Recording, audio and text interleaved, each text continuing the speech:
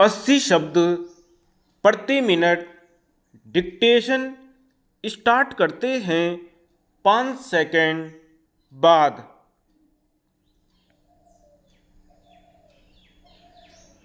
साथियों, दोस्तों और देशवासियों, आज मैं एक लंबे समय के बाद आपसे रेडियो पर बोल रहा हूँ।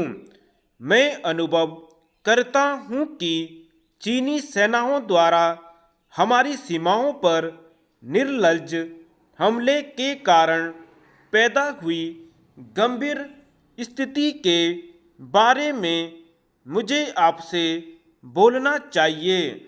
एक ऐसी स्थिति पैदा हुई है जिसका हम सबको कारगर ढंग से सामना करना है। हम इस देश के शांति प्रिय लोग हैं जो शांति में विश्वास रखते हैं। हम युद्ध नहीं चाहते हैं। यही कारण है कि जब 5 वर्ष पहले लद्दाख में हमारे क्षेत्र पर हमला हुआ तो हमने शांति की नीति का पालन करने की कोशिश की। हमने शांतिपूर्ण तरीकों से कई प्रतिष्ठापूर्ण समझौता करने के मार्ग खोजे। सारे संसार में हमारी यही नीति थी और हमने अपने देश में भी इसे लागू करने की कोशिश की। हम आज के युग में युद्ध की विभीषिकाओं को जानते हैं और संसार को युद्ध में फंसने से बचाने के लिए हमने भरसक प्रयत्न किया है। लेकिन अपनी ही सीमा पर हमारे अब तक के सारे प्रयत्न असफल रहे हैं।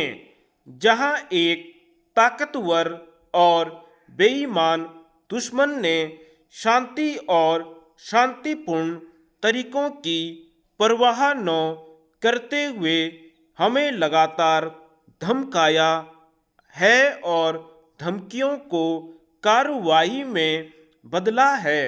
इसलिए अब समय आ गया है कि हम इस खतरे को पूरी तरह समझें जो हमारी जनता और देश की स्वाधीनता के लिए खतरा है।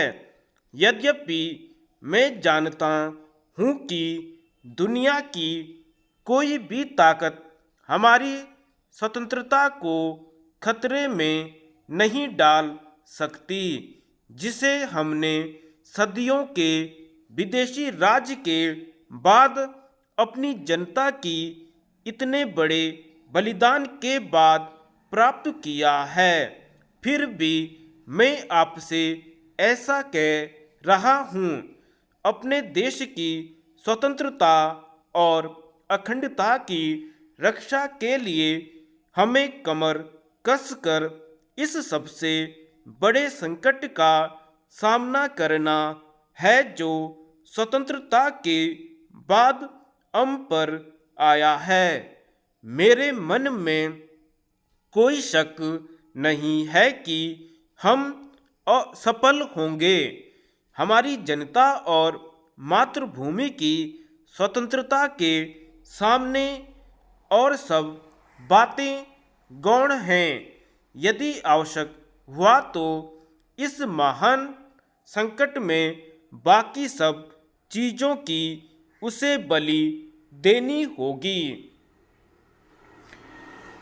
पिछले 5 वर्षों में चीनियों ने कैसे हम पर बार बार आक्रमण किया है और कैसे उसे भाषणों, दलीलों और झूठे दावों से उन्होंने उचित सिद्ध करने की कोशिश की है। धन्यवाद।